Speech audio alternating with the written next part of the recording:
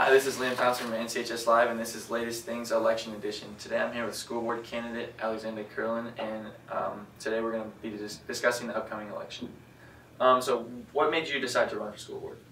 That's a good question. The thing that made me decide to run are my girls. So I've got two girls. One is at IU, she's a junior at IU, and she went to North Central for freshman and sophomore year. And the second is Allison, and you're a good friend of Allison's.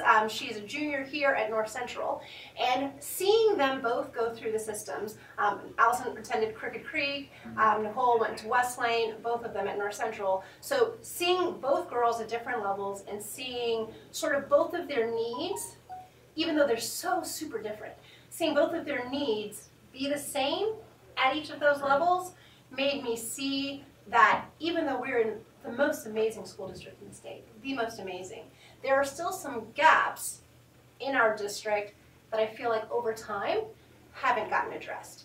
So that leads me to believe that there needs to be a change in leadership to sort of see things a new way. Right. So your name has been somewhat associated with charter schools throughout the election. Could you clarify your position on this issue and just clear up any misinformation? Absolutely. I think that you probably understated it, Liam, that it's been somewhat associated.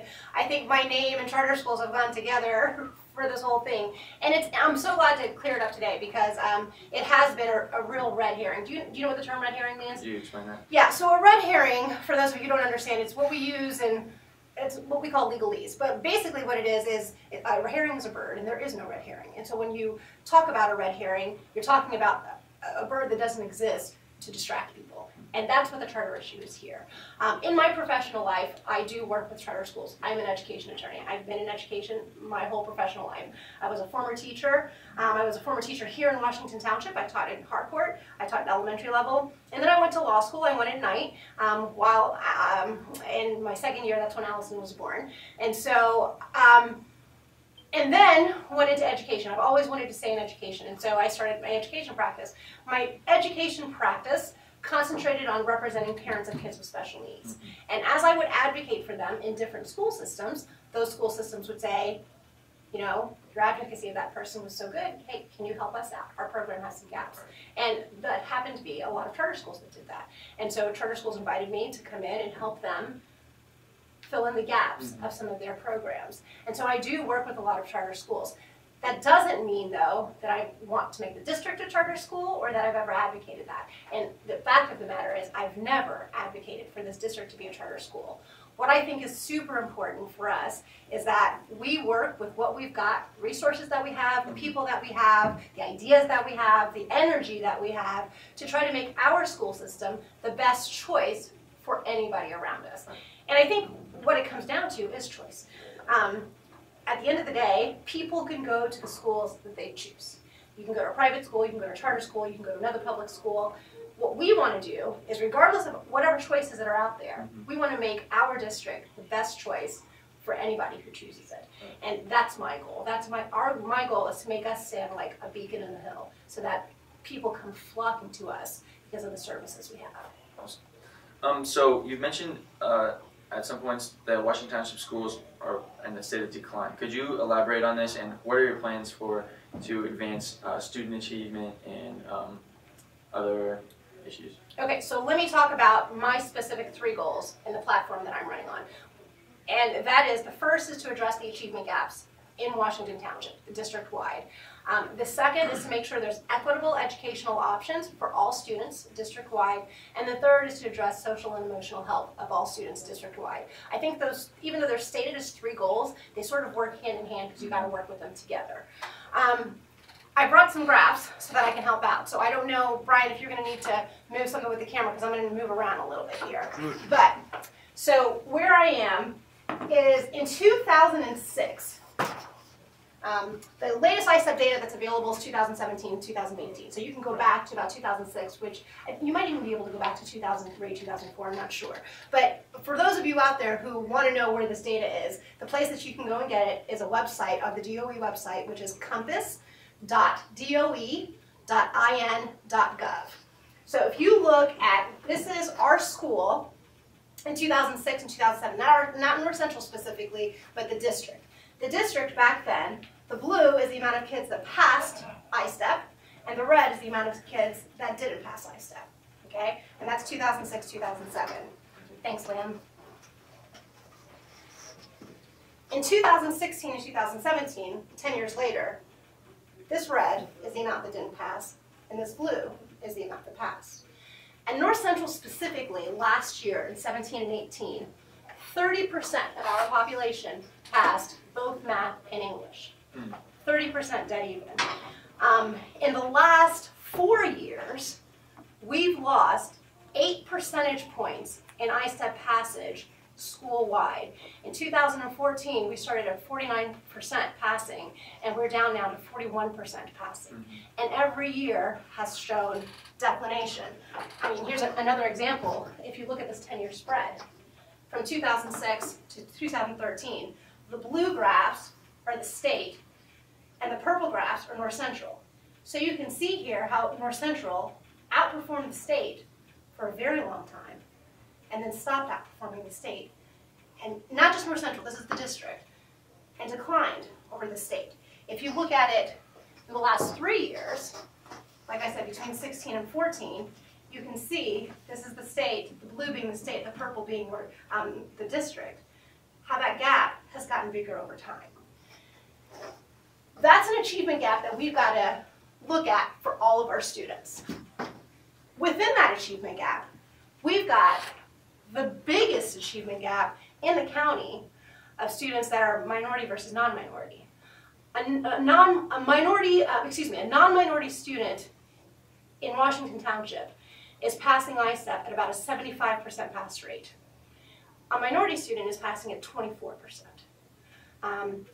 Non-minority students are eight times more likely to be put in a gifted and talented class than a minority student, and 4 times more likely to take advanced placement classes than a minority student. So those types of gaps go squarely within the sort of the declination of scores that we're seeing. And in my view, if something doesn't change, then this is not going to change, because this is a steady path of declination. And so something's got to turn that around. Mr. Brannigan came up with a plan last year called NC 2020, which would have changed and reallocated teaching resources so that we would have had, he would have added 16 new positions, and 4 of them, I think at least 4 of them, would have been remediation positions, which we don't currently have. 1 of them would have been a pre-engineering position, which we don't currently have.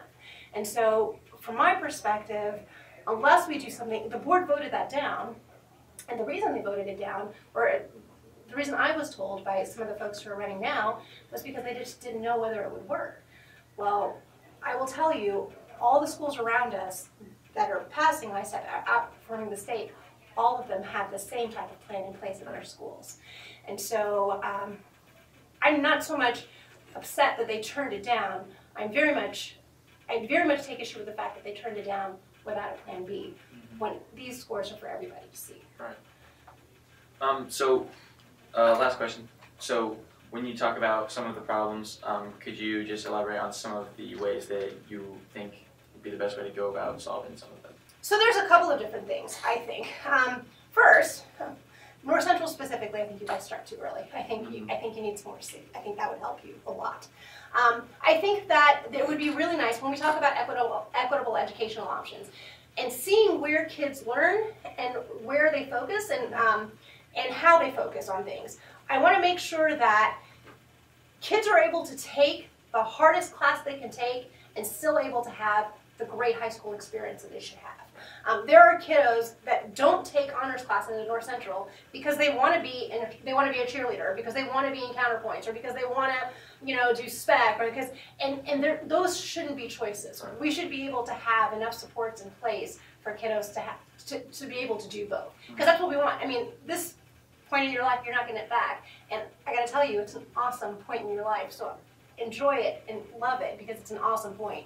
And so we want to make sure, as adults, what I want to do is make sure that you guys have the resources that you need. And the reason I'm not just looking at you is because I've got two other kids in the room too, and then I just want to make sure, because I'm talking to them too. to make sure that you guys have a really good experience. Mm-hmm. So giving you guys different supports, making sure you have supports in your honors classes, supports in your other classes, making sure that there's different tiers of classes. Right now, we have an honors level class, and we have that at the elementary school and we have it at the high school, where it's honors or gifted and talented, and then everybody else.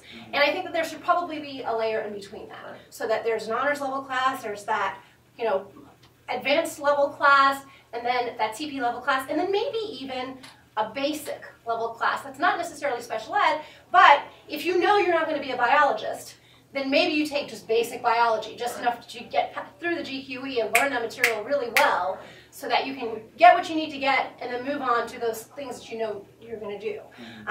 And so sort of streamlining that. The other thing I think that would be really good for you is planning when we do things. So for example, if we know elementary kids have tests on Fridays, they usually take math tests, spelling tests on Fridays. Well, Thursday night shouldn't be the activity night. We should make sure that we're, you know, having activities on nights that we know the kids aren't going to be up studying for. The same thing for you guys.